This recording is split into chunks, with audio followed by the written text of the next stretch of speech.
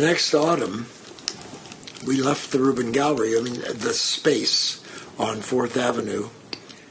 I was living with my wife and one child, then I had only one child, at 44 East 3rd Street in the East, what was called the East Village, Lower East Side. I lived, it was a two-family apartment.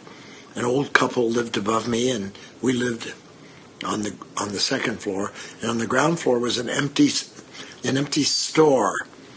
And I got Anita Reuben to rent the store, and we were going to make performances there.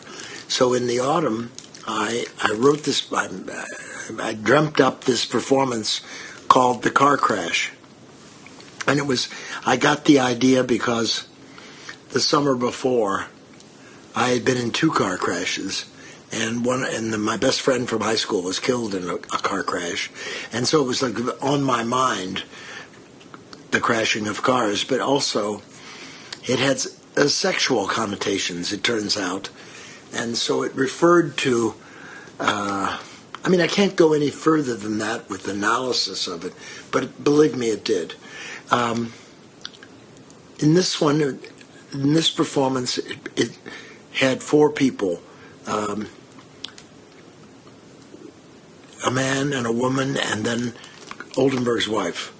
Oldenburg's wife was a wonderful actress. She was called Patty Mashinsky. And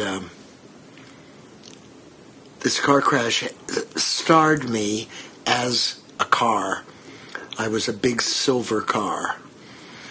And I wore a silver raincoat that I had sprayed silver, and wore a bathing cap that was sprayed silver, and I had white makeup, and I drove myself through the audience, all in through the audience until I would come to a blackboard, and I drew many, many pastels of cars. I kept drawing them and making noises of cars, and I kept erasing them, and it was the man and woman. The man was dressed as a woman, and the woman was dressed as a man, and they moved through the audience in a kind of catatonic dance. Meanwhile, Pat Mashinsky, was up on a ladder, but you couldn't see the ladder. It was just like a long white dress that went all the way down to the floor. So it was about 7 feet tall, and she was at the top. And she said these things that I had written that were not the noise of the car. They were words that I had put together. They were kind of like concrete poems. And it was a big cacophony of sound until finally at the end, it just was over. Everyone was tired from it, and it was a huge.